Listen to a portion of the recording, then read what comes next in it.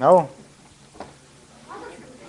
Steve, I was really impressed that before I bought that book from you, the ice cream book, yes. um, I wasn't real sure how many recipes it had of ice cream versus Italian ice and the sorbet. Mm-hmm. So I was looking on the internet on the book about the author of that book, and just thought I would call him one day. And I left him a message. About 2 days later, my cell phone rang on my way to work, and it was him. Uh-huh. And I was so, oh my God, he called me back. But I asked him the one question I thought of. I couldn't have sat there and chit-chatted with him, but I was pretty impressed that he actually called me back. Malcolm Stogo is a really good guy. He sure knows the business, and he loves the business that he's in. He's run an ice cream parlor for many years down at the South Street Seaport, and then he started up this consulting business. He's flown all over the world putting large dairies into business. And are we back on, Ken? Okay. Malcolm owns what's called Ice Cream University, and so many people have copied him. Capajani had the nerve after he formed Ice Cream University to put a big banner up on their building in Bologna, Italy that said Ice Cream College.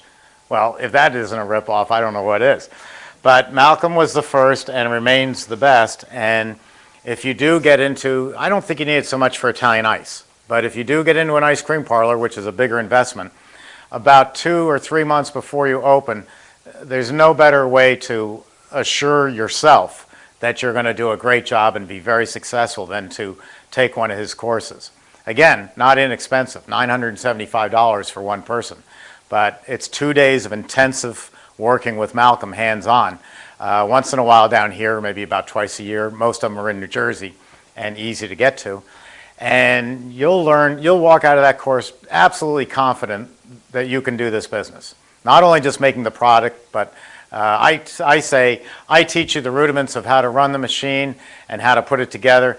Malcolm does things like if a single cone of ice cream costs $2.50, sell it for $2.50. How much should you price a banana split? I don't know. I don't know the answers to that. Malcolm does. He's good. Ken, you had a question? Yes. Dana is torn between making her own mix with egg yolks and so forth and buying the pre-made mix. She's afraid that if she buys the mix from the dairy that she won't be able to consider her product homemade anymore.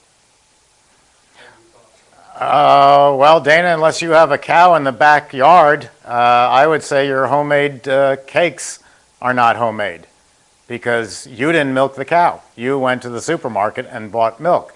You have to draw a line. I mean, I had one lady, this subject gets me going. I had a lady call me up once and say, my Italian ice wasn't all natural because I didn't go down to St. Croix and cut the sugar cane and then extract the sugar from it. You know, we got to draw the line somewhere.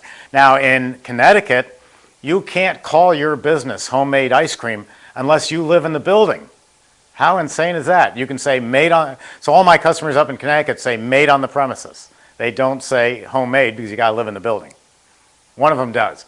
But as far as making your own mix, I always go back to the same thing is are you going to try to do it where you have read, a cookbook that says, put this much cream and this much milk. I guarantee you it didn't tell you anything about skim milk, which we discussed this morning, that skim milk is a key ingredient in making ice cream. I'll bet that recipe left that out.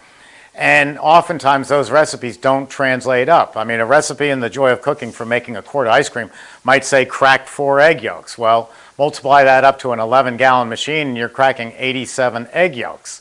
The formula doesn't work out. I always use the analogy, and it hasn't worked yet, but I'll try it on you again, is if I go out and buy a Ferrari, I am not going home and formulate my own Sunoco premium gasoline. I don't know anything about formulating gasoline.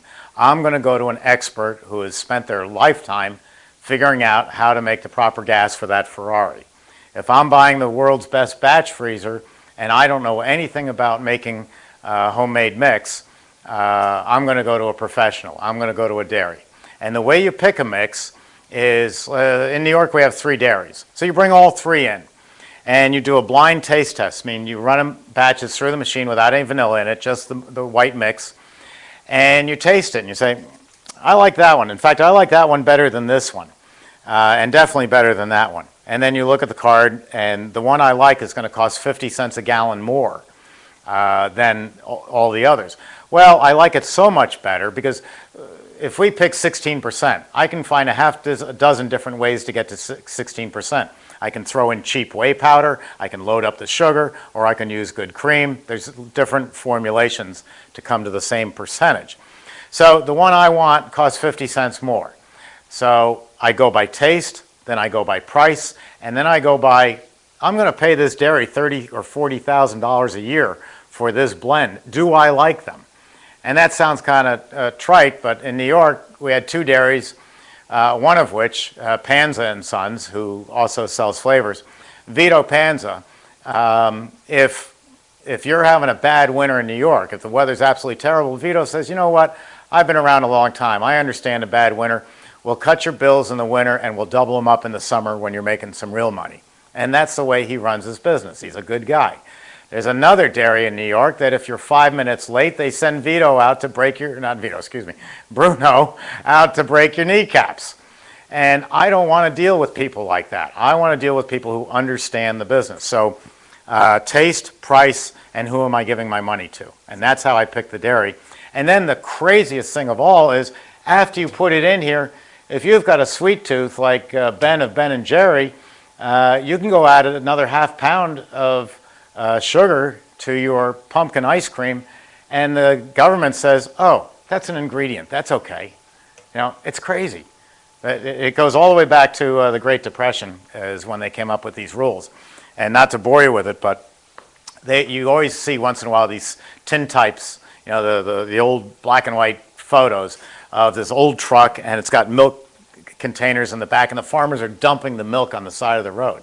I never understood what that meant until my father explained it to me. He said that you can't stop a cow from producing milk, but the milk price was so low that they couldn't even afford to drive it into town to sell it. So they were dumping the milk, throwing it away. The government stepped in. It was the first time the government really got involved in business, and that was the end of it. It was all downhill from there, and put price supports on dairy products so that the farmer could at least make some money no matter what was going on. And then they worked their way in. This is how you're going to pasteurize it. This is how you're going to take care of it, you know, yada, yada, yada. And they've got a tight control on dairy products, which you can look at both ways. If some guy's at home in his kitchen mixing up a bucket of different ingredients, he's not as clean as a sanitary white room, which this wouldn't even qualify for, a sanitary room where this dairy blend is put together. So there are people who do it. There's a new one in Brooklyn who's doing it and doing very well. There's 1 or 2 in California. But for the most part, their food cost is so much higher. You can have the world's greatest ice cream in the world, but if you're selling it for $10 a scoop, don't expect a long line. Yes? Can you use shaved ice concentrate to make Italian ice? Can you use shaved ice concentrate to make Italian ice? You could, but why would you? I mean, it's just cheap artificial flavoring of the lowest quality that ever existed. Am I being too strong? Use fresh fruit. I mean, we're going to use fresh frozen raspberries right now.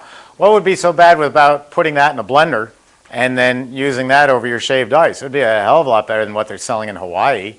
You ever look at the colors of those things? You know, red dye 40, yellow 17, you know, uranium 36, it's U-236. No thanks. You can, but I wouldn't. So we're going to make something really neat now because you all still look hungry. I got a bottle. I'm using Bordeaux. You can use pretty much any cheap wine that you want. This one wasn't so cheap. But the idea is in sugar water, the flavor, you know, between a Mouton Cadet and, I killed that name, and, you know, some other brand from California just isn't going to be noticed. So we'll pour that in here. And it's a simple formula. It's a bottle of Bordeaux, and you can do double this formula for the countertop. and then a bottle of water. I'll just get some tap water. A pound of sugar, and a bag of raspberries, and that's it. And this is fantastic. Now, you make this for a private party or for customers who are having a special event and they want this for, say, a wedding reception or something like that. It's just terrific. The ice cream mixes that buy come with a stabilizer in them already? Do ice cream mixes come with stabilizer in them? It depends. Some do, and some do not. And it's up to, let's see, I got the water, the wine, the sugar. Okay, we're good. And of course this stains, so I'm trying to stay away from it. Yeah, they'll have stabilizer in them, but the way they're made, they're pasteurized, and then they have a shelf life of 7 days for low temp pasteurization, all the way up to UHT, ultra high temperature pasteurization, and that can last for quite a long time. Another good way is all that mix that's in this refrigerator. When the class is over today, I'm going to freeze it, and it'll stay frozen just fine and just as fresh when I do the class in January. We'll use the frozen mix, thaw it out, and it'll be perfect. All right, so again, this is an Italian ice or sorbet, so air is not a factor. So I'll run it at full speed. And it's not a full batch. The machine can produce more than this. This is just convenient. So the freezing time won't be too long. Turn that on. That's the spinning. That's the refrigeration. And we're off to the races. Not yet. I'm going to do that next.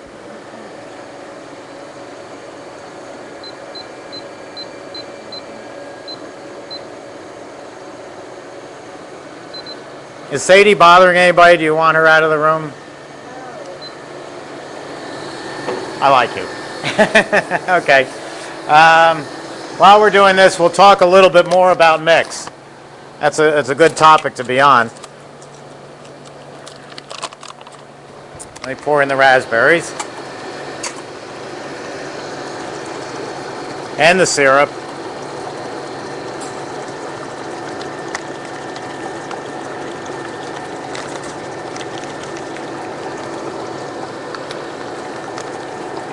Again, you can't do that in any other machine. I said the syrup. There is no syrup in here. The ingredient list is raspberries. That's it. Nothing else. So we got a bottle of wine, a pound of sugar, a bottle of water, and a 12-ounce bag of raspberries. And that's it. Now, outside the United States, the laws get more relaxed. And certain products get harder to find. If you're in, as I mentioned before, Ghana or Malaysia or Chile, oftentimes finding dairy ingredients is hard to do. You've always been at the mercy of the Italians who sell powdered mix in a bag, and they charge an awful lot of money for this, a whole lot of money. It's traveling all around the world. The cows for the Italians are on the Pampas in Argentina, and it's turned into a spray powder, and then it's shipped in bulk to Bologna, Italy, where it's bagged, and then it's shipped to the Port of Elizabeth, and then it's shipped to you to make gelato. We have a new product that is the Amish people have a dairy up in Pennsylvania, and they're producing a powdered ice cream mix. And that little bag right there will make enough ice cream. That'll make 4 quarts of ice cream mix. That could make up to 8 quarts of ice cream. This one's going to make 5 gallons of ice cream. And this is real dairy product. And it's called G's Amish Ice Cream Mix. And you'll be seeing that up on our website. And what we do is we don't sell it. Again, I'm trying to find the best for my customers. And my customers said, I can't find fresh ice cream mix in Malaysia. So I can take this powder, add it to water and a little bit of cream, and I'm good to go. So it's not for, I mean, you could use it in the United States. There's no problem with that. But it's really not for U.S. consumption. It's for countries outside the U.S. So I just let you know about that. If you go into the Italian ice business, you can sell in your own store. You can sell through push carts. But also, you can sell,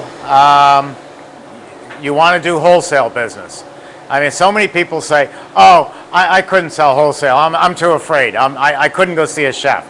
Well, in a way, I don't blame you, because executive chefs are really scary. They honestly think they know more than anybody else on earth, and you're never going to convince them otherwise. Any executive chefs in here? Okay. I said that one day, and 4 hands went up, and I go, oh boy, are you from Canada too? You know, or in French? Then I'm really dead. But they have an attitude. Well, they're busy, and they're used to managing a very hectic kitchen. So what you do is you walk in to their kitchen at 9:30 in the morning, and let's say you go in with a couple of half-gallon containers.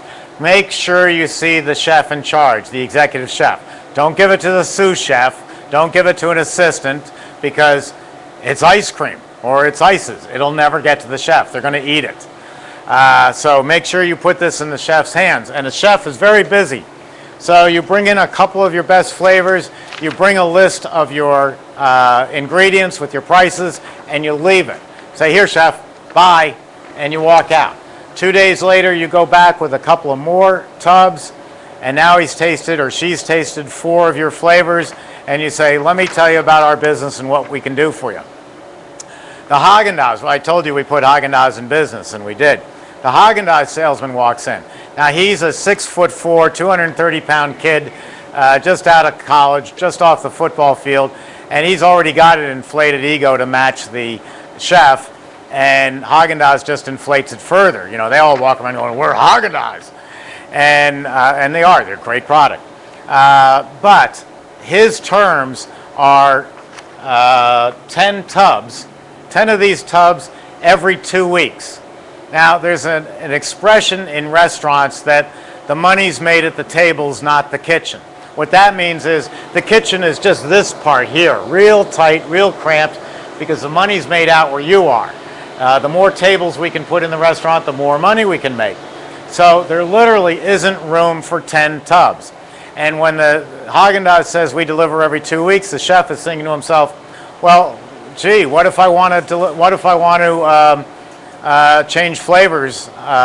This is Wednesday, and I want to change flavors on Friday. I'm stuck with what Haagen-Dazs delivered to me.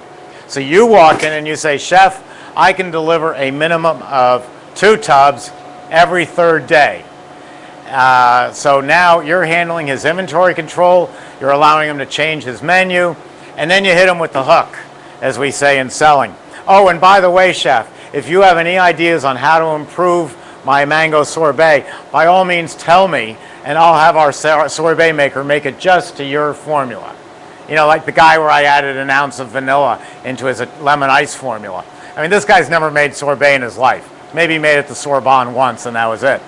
But you're willing to take direction from the executive chef. So you're really not doing a lot of selling. You're letting the product do the selling. And the good news about executive chefs, there is good news, they're fiercely loyal. They change jobs every 5 years, like college professors. They feel that's the way that they grow. And so they know in their heart of hearts that what makes them great is their cooking, yes, but also the fact that they know where to buy the freshest fish, the best meats. Now they know where to buy ice cream and sorbet. So they're taking you with them. This is ready. I'm going to pull this out. The other thing about executive chefs is they go to a cocktail party. I go to a cocktail party, and I'm talking to Ken, and I say, hey, Ken, look at this great new phone I got. It's really cool. executive chefs go to a cocktail party and they say, I just found the world's greatest source of mango sorbet, and you haven't. Well, that ticks off all the other chefs, and they're going to find out where he got his mango sorbet. So your fame is going to spread. Now, see, I'm putting this in a gelato pan, so now I can call it, instead of Italian ice, I can call it sorbetto. You know, fancy. Oh, it is good. And look at the color of that. And you didn't see me put any artificial coloring in there.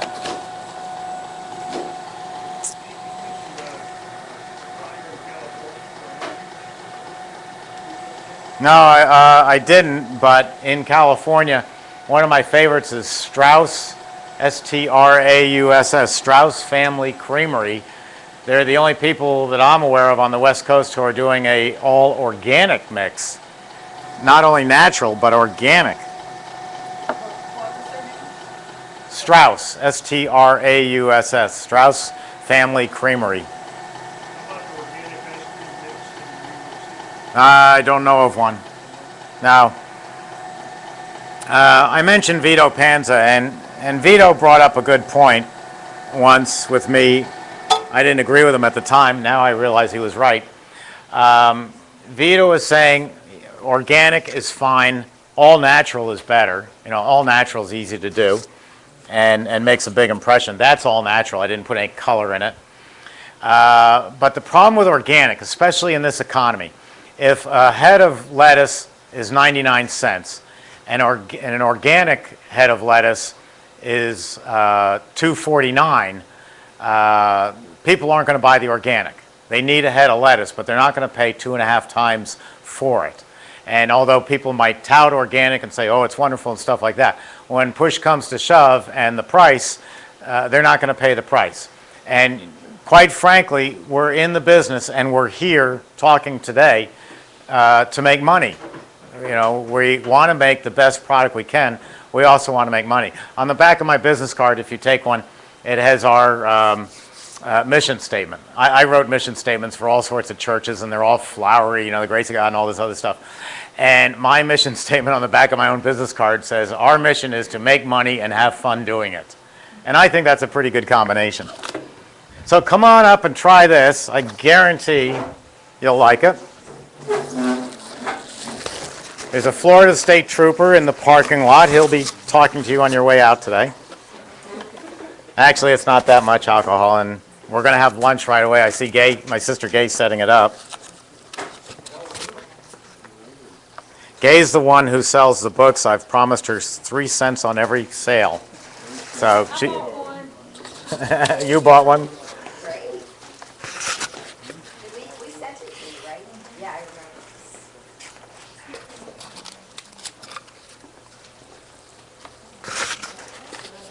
So we've got my sister working here, my dog working here, my wife working here. Yes. I think we qualify as a family business. There you go. Yes, it is beautiful looking. And you'll like the seeds in it. I didn't strain the seeds out. I think it's kind of fun to have them in there.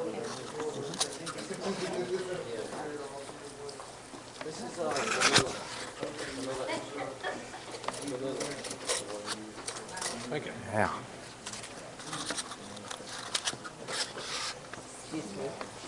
Oh, yeah.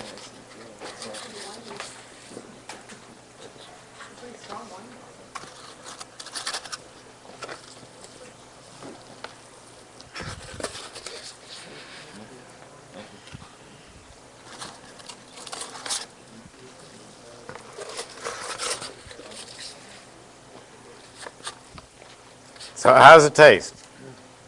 Good. Thank you.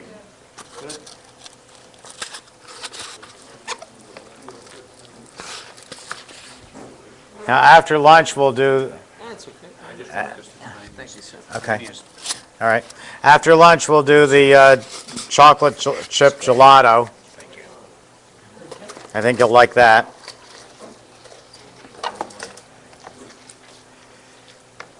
Very good, Steve. Thank you.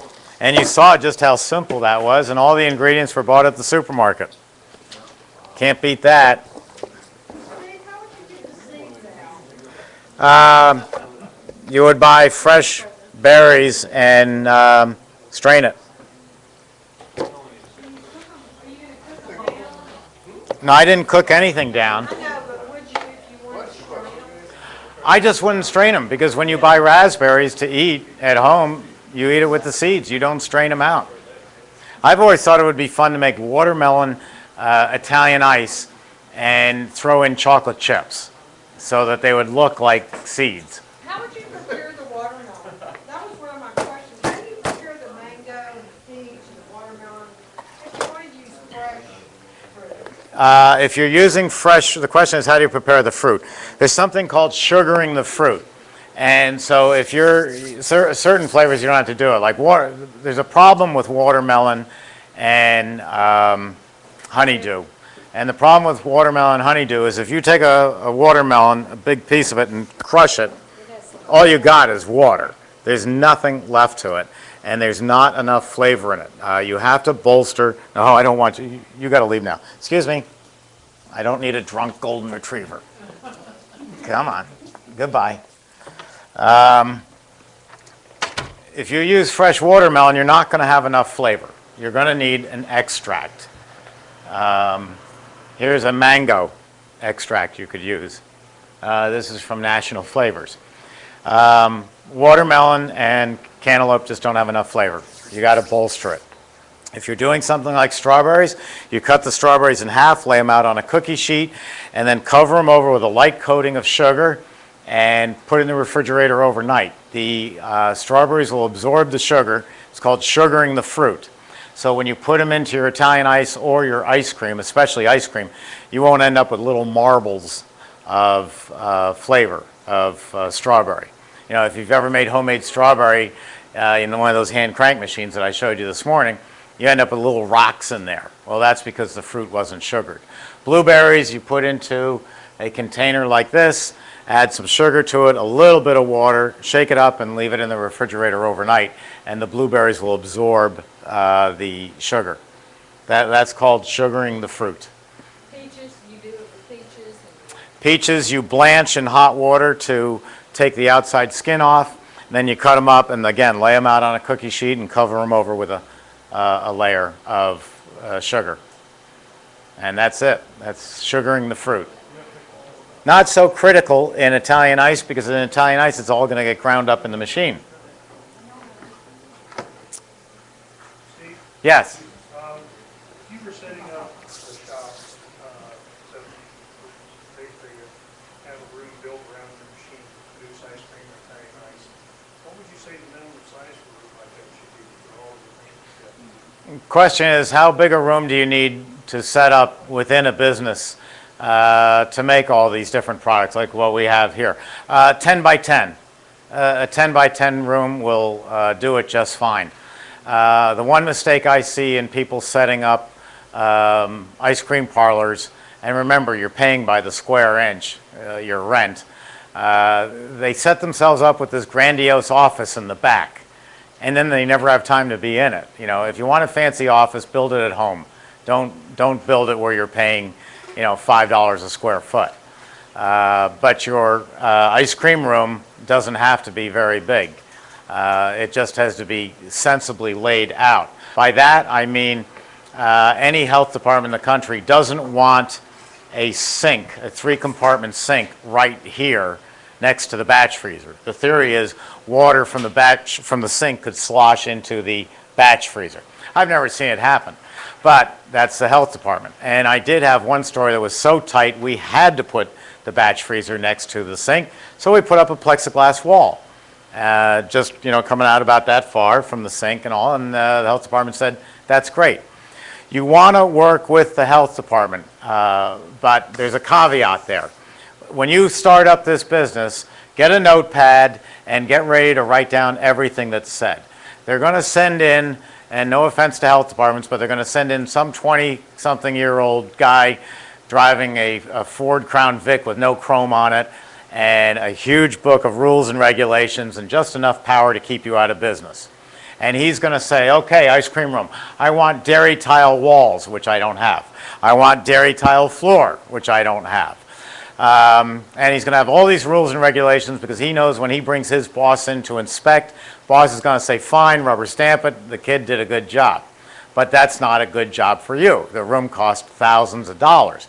You start off with a cement floor, and you write down that Phil, the inspector, says, I want a dairy tile floor, which is about $1 gazillion a square inch.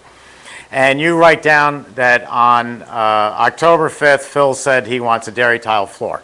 Then you call up someone like me or Malcolm or Steve Christensen over at Stolting, someone who knows the business, and you say, Steve, what's an alternative to this? Well, Steve Christensen will tell you, you can take a 2-stage epoxy and seal that concrete floor to be absolutely perfect. So you go back to Phil and say, Phil, you said tile floor, can I do 2-stage epoxy? Oh yeah, sure, that's fine. You write down on October 30th, Phil said I can use a 2-stage epoxy. Now, Phil's boss comes in December 1st, he looks around and he says, what's with this floor? And you pull out your notes and you say, Phil on October 30th certified that I could use a 2-stage epoxy. Okay, fine. And you get your inspection. I had a guy who was up in New Paltz, New York, and he was opening up an ice cream parlor and restaurant combined. And the guy was so arrogant towards the health departments that he was an hour and a half late for his own final inspection. Well, the health department guy was so angry at that, he pulls out the blueprints and starts looking at him and says, oh, I see you got a drain in the floor there. I didn't inspect that drain. I want to see that drain. And he made him chop up the floor and show it to him. So show a little respect to the health department. We have a health inspector here for this building who is absolutely fantastic. He comes in here and he's not going to miss anything. He's really sharp, but he always comes and he always gives us suggestions. And those suggestions make our business and the room that much better. So just a little hint, work with the guys and the ladies. It's really important. You ready to break for lunch, or we got one more question? Quick question, since you just made the Bordeaux, are there any legal issues about serving a product without alcohol? Are there legal issues about serving alcoholic ice cream? There are, and they vary from state to state. Places like New York and California pretty much say, well, it's like a bakery. If you're making a bottle of rum, it's loaded with rum. If you're making a rum cake, it's got rum in it. It's an ingredient. Other states are very strict, and you have to talk to them about it and see what they say. I had a customer up in Hamden, Connecticut. He was the first person years ago to make liquor ice creams. And we didn't worry about it from the health department. We worried about it from a different standpoint. Mothers didn't like their 15-year-old kids having rum raisin ice cream with rum in it. So he did something that would normally be the kiss of death. He had 2 menu boards. Talk about confusing in a normal business. He had 2 menu boards, but one menu board said adults only. You must be 21 years of age to purchase this ice cream. And so I walked in there one day and said, how's this working out for you? And he says, Steve, go stand over there and watch. Well, in comes this 16-year-old kid. He's puffed himself up. So he's lowered his voice and said, can I have some of that rum raisin ice cream? And the guy goes, are you 21? Let me see your license. Oh, I left it in the car. I'll go get it. And, disappears. We never see him again. The funny thing was, especially this is when I was 30 years old, is some old geezer like me walks in and says, my wife's next door shopping. Quick, give me some of that rum raisin before she finds out. And they were coming into the back door. And so all this problem of, selling the liquor ice creams, the problem went away because he did have 2 menu boards and he put up that sign. But to answer your question, yes, you have to talk to your health department. I know there's a lady, I haven't met her yet, but she sounds very nice on the phone, and she's out in Phoenix or Scottsdale area, and she has set up a business selling liquor ice creams. And I'll have to check with her and see how that's going, but it sounded great. Yeah, Ken? From Carol, does it help the sorbet to add around a teaspoon of rum so it doesn't freeze solid? A teaspoon of what? Rum. The question is, does adding a teaspoon of rum help in the freezing so the sorbet doesn't freeze up too much? No.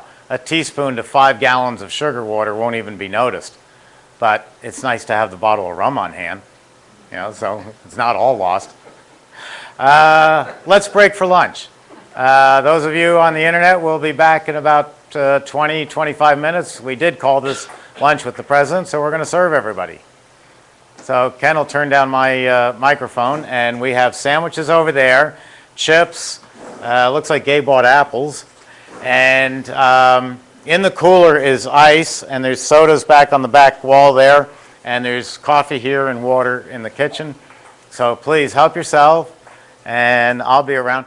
Ken, remind me, we want to talk about the scraper blades and single phase and three phase and air and water. I'll get the machines cleaned up so that we're ready to go, and we'll talk about all that stuff. Is it too warm or too cool for anybody? Is it a little warm? No, it's okay? Okay, I guess it's just me running around. Are we gonna do the gelato? Yes, that's next.